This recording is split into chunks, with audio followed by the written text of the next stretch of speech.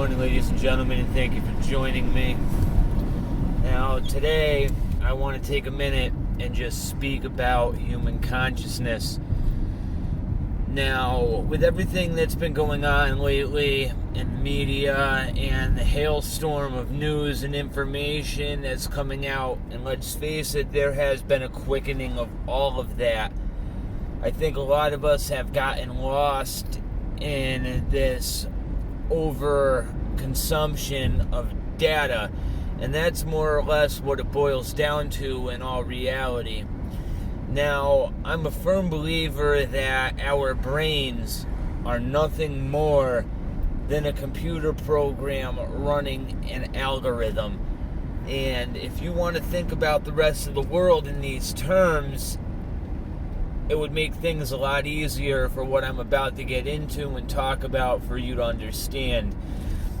Now, in order to take this a step further, I want to introduce you guys to another concept that I've come to believe very firmly, and that is simply that our consciousness does not exist in our brain at all.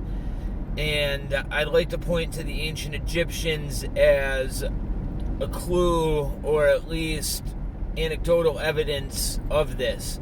Now, if you look at the way that these guys performed their death rituals, you will notice that everything except the brain is taken out and put into jars.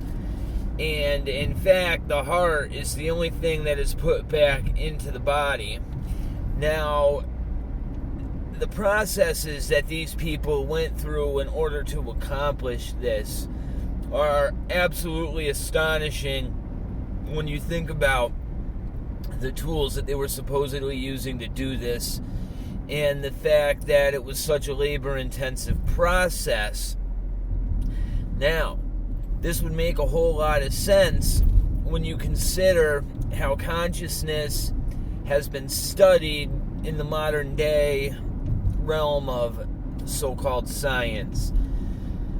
There is no evidence indicating that consciousness is generated anywhere in the brain.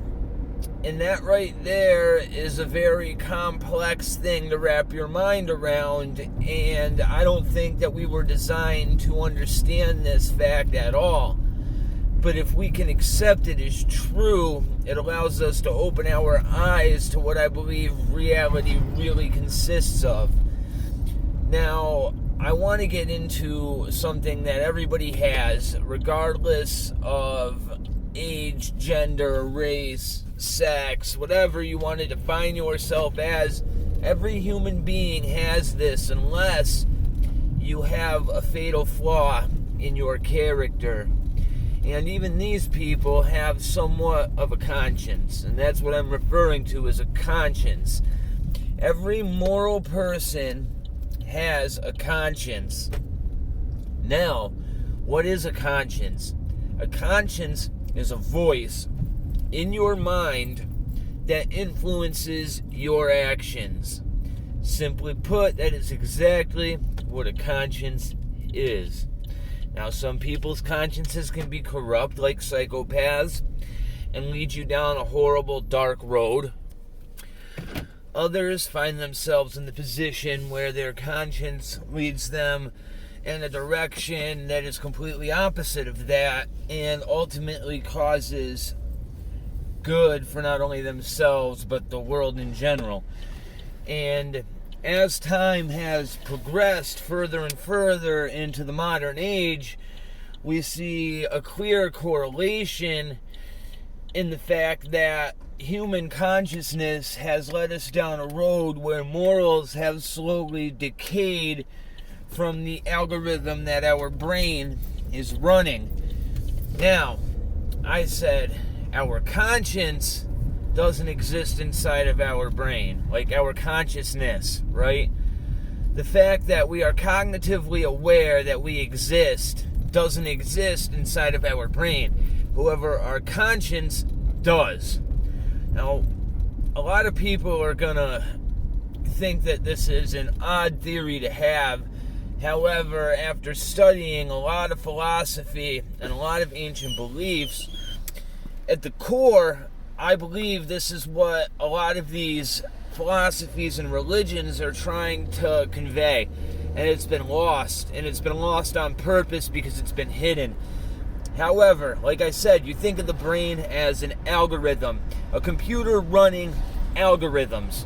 So our brain is the hardware. Now, what is the algorithm? What is the program? What is the software?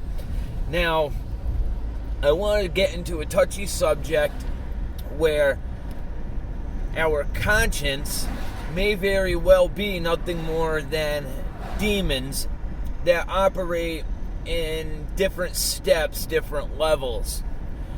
Okay?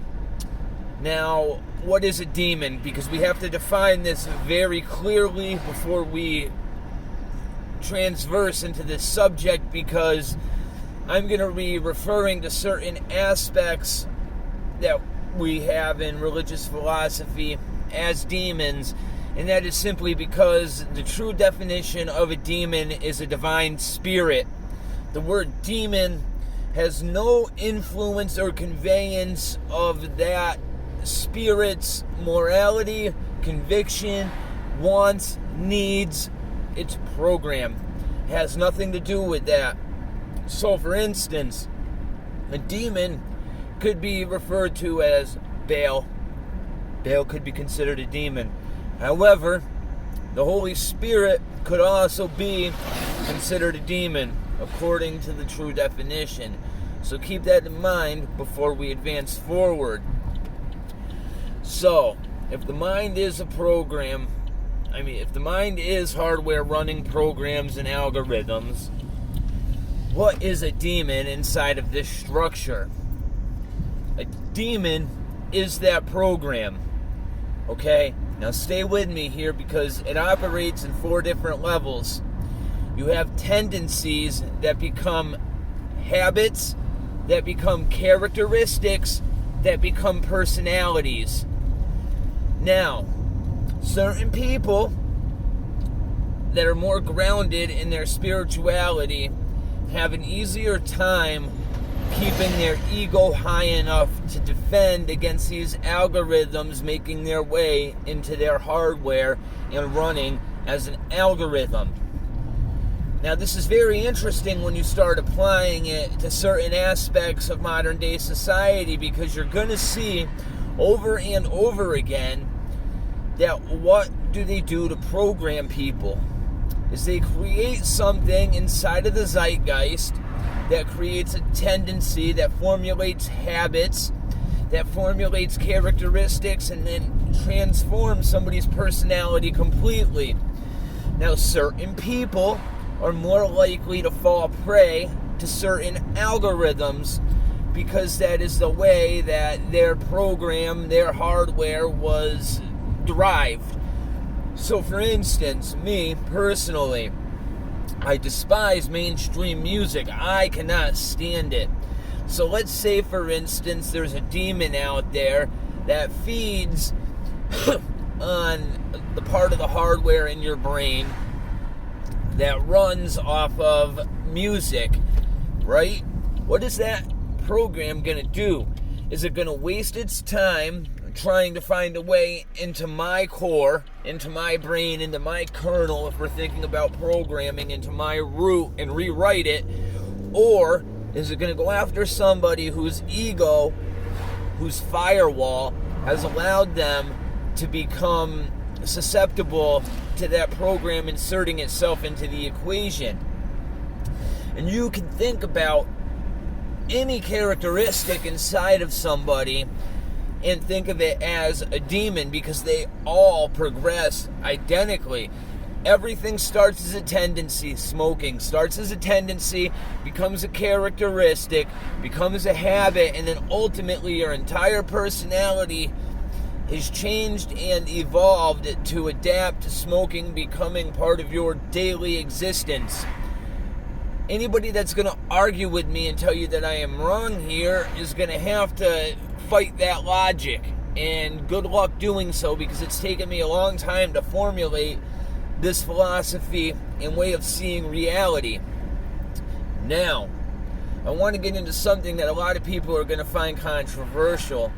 As I said before, a demon isn't necessarily good or bad. It is simply trying to achieve its means of survival, its means of feeding, its essential programming, its algorithm. All it is an algorithm. Now, people placing their belief in that demon, in that algorithm, only feeds it to the zeitgeist more, making more and more people susceptible to that program, latching onto their hardware and feeding off of it, ultimately developing into personality traits if it achieves its ultimate goal. And it can go beyond that with some people consuming them completely, whether it be good or bad. Now, this is where things can get very, very tricky for people, because they're going to say that I'm being very blasphemous for saying this, but my reckoning of how things have transpired boils down to this. You see a push very early on to the monotheistic system of belief. Now, what could be the reasoning for this if you're thinking inside of this program, inside of this matrix, inside of our brain being hardware mentality? What does this mean? So what I think it boils down to, if you have a bunch of different gods that have certain people that believe in them, those gods are very, very powerful to those few people that place their belief and faith in them, making them real, allowing them to feed off of their hardware. And if you know anything about running computer programs, if you have multiple systems throughout your entire computer running different bits of essentials, having to create a ghost of yourself in order to do a function that could be done at the same time as something else. So for instance, let's think of a Raspberry Pi or something that I'm programming, and I want it to run a bunch of different things all at the same time. In order for that algorithm to work, in essence, what happens is that hardware creates a ghost of me telling it to complete that function. So every time that computer does a new function, it's taking up processing power and its ability to perform its function by creating another taskmaster like myself. So, in order to make this a simpler process, what you have to do is take all of these algorithms and consolidate them under one controller, under a one daemon, under one algorithm. And then you can sit there and dictate stuff to certain things. So, you start seeing this push for the monotheistic system. Now, there's a couple of them. You have Islam, you have Christianity. But if you look at the base of how these things are all set up, they are set up like a pyramid scheme. So there is only one true way, there is only one true God, no matter which one of these algorithms you decide let run off of your program, you're buying into the same system. It is all a pyramid scheme.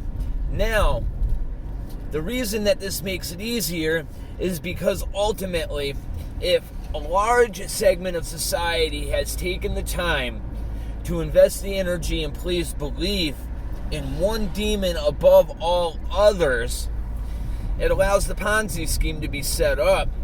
And that's why you see other religious figures such as the Virgin Mary, all the saints, you have all the prophets in Islam, etc., etc., and you can place your faith and belief in those demons, ultimately giving that divine spirit power. But in turn, for that divine spirit to even exist and for you to place your belief in that algorithm, you have to place belief in the whole system to begin with. So you have the main algorithm at the very top, which would, let's for example say the Holy Spirit, And then you have all of the other algorithms that are subcontracted out and ultimately controlled by that head honcho, ultimately giving all of our belief and all of our power to one demon. Now,